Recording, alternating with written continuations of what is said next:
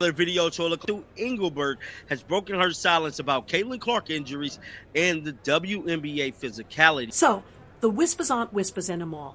An audio leak just confirmed the night my fans feared all season. The WNBA Commissioner herself caught targeting Caitlin Clark through the refs. That's not just bad optics. It's corruption laced up in sneakers. And now the league is staring down deeper trouble than ever before. If this audio leak proves true, what should happen to the Commissioner? Has arrived. That is Kathy, the biggest gangster on the planet, has responded to everything that has transpired this basketball season. One being the injuries to superstar players such as Caitlin Clark and many others. Another being the WNBA officiating. Now, this is arguably the worst season in the league history for the WNBA referee. All right, let's break down this circus. Because this audio leak, if you've heard it, doesn't just sting, it cuts straight through the league's already thin credibility. Caitlin Clark, only in her second year as a pro, has been at the center of everything. Injuries, fouls, fan clashes, media spin. But this feels different. This is the Commissioner's fingerprints all over the one thing fans begged the league never to tamper with: fair officiating. Pull it up right now. So Kathy Engelbert was featured in the latest episode, in case you missed it, on Apple podcast site. So let's listen to it, man. Let's see. Yeah, and this season in particular, several key stars have missed some games, and the Indiana Fever are on the path to make a postseason berth as well, clinching a spot, but without their star Caitlin Clark. When you think about the number of injuries this season and going into the postseason, how does the league continue to build the momentum when some of the star power maybe... Now the leaked audio drops Kathy Engelbert square in the center of the storm. This isn't vague chatter. This isn't speculation. These are Engelbert's own words, signaling to refs that the physicality on Clark was part of the game, that it built toughness, that the league couldn't overprotect one player. Translation? Let her take the hits. Let her bleed. Let her be the punching bag for the rest of the league. That's not just irresponsible, it's intentional. And fans know it. They've seen the clips all season. Clark slammed to the floor, hacked in the paint, shoved off the ball, and rarely getting the whistle. Meanwhile, Boston, Mitchell, anyone else doesn't face the same treatment. The pattern was obvious. And now, with this audio, the pattern is confirmed. The refs weren't blind. They were told to look away. Yeah, I've said this before. Injuries are it's one of the toughest things in sports. But the reality is you're already seeing it in the NFL. There's high profile ones in other sports, and it's totally unfortunate that we've had high profile injuries this year. Our data shows it's about, the same injury rates as last year, but I know that doesn't make anyone feel any better.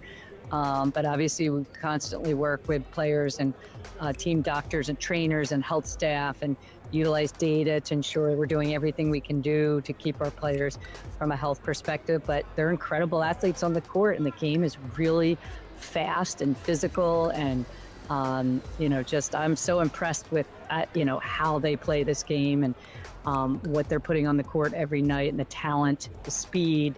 I played Division I college basketball at Lehigh University, and I don't think I ever lifted a weight. We had no strength and conditioning. We had no nutrition, nutritional aspects back then. And I think I'm just so impressed, and, how much respect I have for what the players are doing day in and day out. So it's an unfortunate part of the game, but we think we've built, beyond one player, or two players, or five players, or six players. Every team has to have a roster where people can step up and show up. And I think sports has shown that a lot of role players help you win championships. And I think Indiana making the playoffs, Golden State making the playoffs, they've had injuries. New York's had injuries.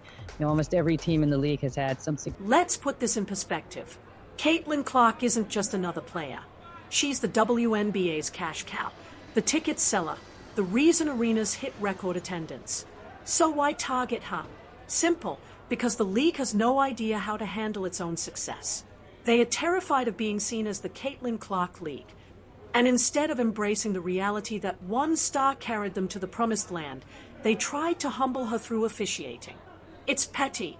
It's political. And now, it's public. Another area I think of concern was regarding the officiating this season. I know that's something that's talked about year over year. What steps is the league taking to ensure like the fair and consistent calls are being made throughout like these high stake playoff games?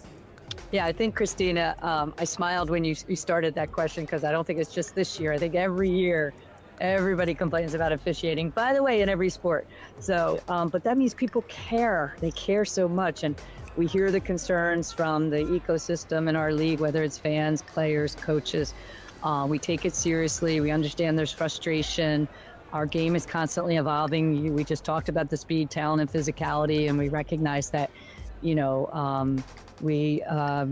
as leagues change and rules change and players get bigger and stronger and faster, and officiating needs to change. So as our game evolves, we'll continue to work hard on officiating. We do have a thorough process. I didn't know this until I came into a league, because I was one of those complaining about officiating in all sports before I became a commissioner, but thorough process to becoming an official, extensive training and education, but also the accountability on a nightly basis. Every single game, every single play, call or non-call, is reviewed. There's evaluations, so teams have the opportunity to provide feedback. So we're working as hard as we can to make sure we're getting consistent officiating, but I understand the frustrations and we hear them. And you know what the craziest part is? The commissioner thought fans wouldn't care, thought people would shrug it off as physical basketball. But fans aren't blind. They saw the bruises. They saw Clark limping. They saw the refs swallowing whistles night after night. And now, with this audio leak, every clip looks different. It's not just missed calls anymore. It's proof of a setup. And that makes Candace Parker's words echo louder than ever. Clark wasn't just protecting her body. She was protecting herself from a league that refused to protect her. Because that's what this whole thing is really about, insecurity. The league is so desperate to prove it's bigger than Caitlin Clark that it's willing to sabotage the very player making it bigger. That's not strategy. That's fear dressed up as leadership. And the irony? Every move Engelbert made to humble Clark only made her bigger.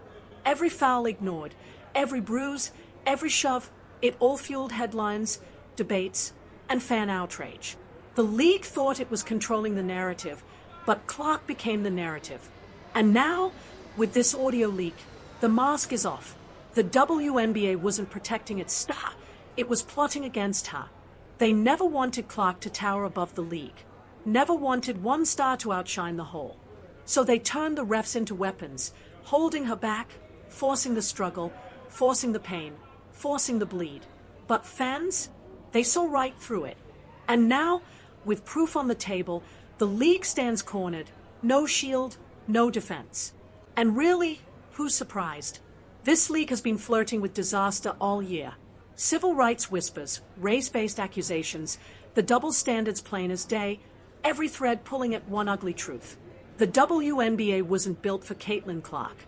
Instead of embracing her rise, they tried to suffocate it. And nothing exposes weak leadership more than a commissioner handing refs the dirty work. Now pause here, because history matters. The NBA once had Jordan rules. Opponents battering Michael Jordan, trying to break him down. But here's the line. Those were rivals, not a commissioner directing refs to look away. The NBA protected Jordan, knowing he was the golden ticket. The WNBA, they invented Clark rules, demanded refs enforce them. That's not just reckless, it's suicidal. And the collapse is here. Fans enraged, sponsors restless, players divided. Some love seeing Clark take hits, swearing it makes the league tougher. Others see the bullet straight through the league's own foot. Because truth is simple. If Clark leaves, the WNBA leaves with her. She's not just a player. She's the beam holding up a sinking structure. And the commissioner just struck the match. Let's cut straight to why this leak slices right into the WNBA's fragile reputation. Fans weren't imagining it when they said Clark was a target. They weren't crying foul for nothing. They had eyes. They had footage. They had proof. And now this audio leak drags it all back to the commissioner. And here's the twist. Once leadership is exposed directing refs, it stops being a referee problem. It becomes corruption. And corruption is the one stain the WNBA can't afford. Not now. Not when survival depends on sponsors, on TV networks, and on a small circle of stars who keep the league from fading into background noise.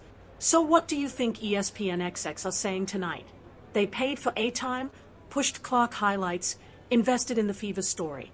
And now, the headline isn't Clark the superstar. It's Clark, betrayed by her own league. That's a PR nightmare no one can spin away. The irony? Kathy Angelberg tried to sell fans on data, claiming injury rates this season are about the same as last. Fine, but that's missing the whole point. Nobody's grieving because role players sat out a few weeks.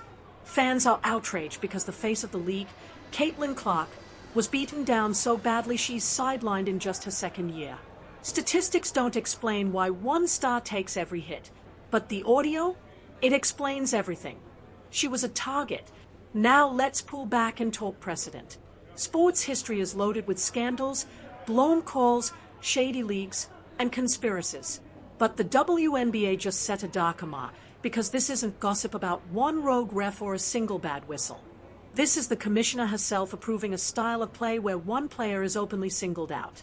Imagine Roger Goodell telling NFL refs to ignore late hits on Mahomes, or Adam Silver telling refs to stay quiet when Luka gets slammed. You'd never hear it, but here it happened. And what does this mean for Clark herself? Think about it. She's already been forced to shut down her season from injuries. Now she realizes those injuries weren't random bad luck. They came from a system built to break her down. So how much longer will she hand this league her body? She's 23. She's stacked with endorsements, and she's got doors open overseas or in media.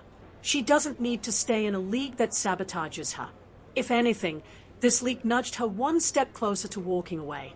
And now let's talk about the fans, because this is where the WNBA takes the real hit. Fans stood behind Clark like no other star in league history. They bought tickets, filled arenas, and sent ratings soaring. But those same fans watched her get hacked every game, screaming online about how obvious it was. They pleaded for fairness. They pleaded for officiating to change. And now, with this leak, those loyal fans feel betrayed. Not ignored, not brushed aside, betrayed. That's a whole new layer of anger, and the league has no answer for it. It also drags Clark's teammates into a brutal spot. Aaliyah Boston, Kelsey Mitchell, Lexi Hull, players who gained from Clark pulling all eyes to Indiana. But they also stood by as refs let her get battered night after night. What are they supposed to believe now? That their own league was sabotaging the one star who lifted all of them into the spotlight. Divide the locker room. Divide the fan base. Divide the league. That's what Angelbout's strategy just cost. And here's the bitter twist. Angelbout's public lines about officiating now play like stand-up comedy. She said, every sport has complaints about referees. True, but not every sport has a commissioner caught on tape urging refs to single out one star. She bragged about deep training and accountability. Really? Then why was Clark battered all year with zero accountability? Words collapse when the league's actions shout louder. It's a masterclass in saying one thing while doing the opposite. Now here's where the sarcasm kicks in, because honestly, how else can you react? The WNBA asked for growth, and they got it. They craved drama, and they got that too. But instead of handling it with grace, they acted like jealous gatekeepers. So terrified of Clark towering over the league, they chose to break her down instead of building her up. Bravo, Kathy. You just turned the WNBA's brightest success story into the scandal that will haunt your legacy. And fans, they won't forget. You can already see it spreading online. Hashtags demanding Engelbout's resignation. Threads dissecting every missed whistle on Clark. Fans screaming for investigations. And once that genie escapes, there's no shoving it back in. And remember, this doesn't happen in a vacuum. Congress has already toyed with spot scandals. Civil rights complaints have already swirled. All it takes is one lawmaker chasing headlines, and suddenly there are hearings, subpoenas, and the WNBA forced to explain why its commissioner was caught giving refs marching orders. And the fallout? It's not just domestic, it's worldwide. Overseas leagues are watching hungrily. Europe, Australia, China. They'd roll out the red carpet for Clark, star treatment, massive contracts, and actual protection. If this leak drives her out, guess who wins? Every league but the WNBA. And really, would anyone fault her for walking now? She carried them for 2 seasons, and they repaid her with elbows and silence. So where does it head from here? 2 options. Either the league acts like this leak never happened, praying fans move on, or they throw Angelbert under the bus to protect themselves. But here's the truth. Neither path restores the league's credibility. Fans already see the truth, and players already read the writing on the wall. Caitlin Clark was targeted, and the evidence is undeniable. That stain doesn't fade. The only real answer would be a full reset, new commissioner, new officiating policies, public accountability. But knowing the WNBA, they'll dodge, they'll spin, they'll deny, they'll preach transparency while burying the truth in press releases. And the league will keep collapsing under the weight of its own sabotage. Here's my closing thought. Caitlin Clark entered this league as its savior. By year 2, she's treated like its enemy. That's not just failed leadership, it's suicidal. And now, with this audio leak, the WNBA is exposed for exactly what fans feared all along. Not a league protecting its stars, but a league determined to tear them down. So here it is. The audio ripped the mask off the WNBA. The commissioner targeted Caitlin Clark. The refs obeyed. And now the league's credibility burns to ashes. So what comes next? Does Kathy Engelbert step down? Or is this league already beyond saving? Drop your thoughts. Hit that like button and subscribe for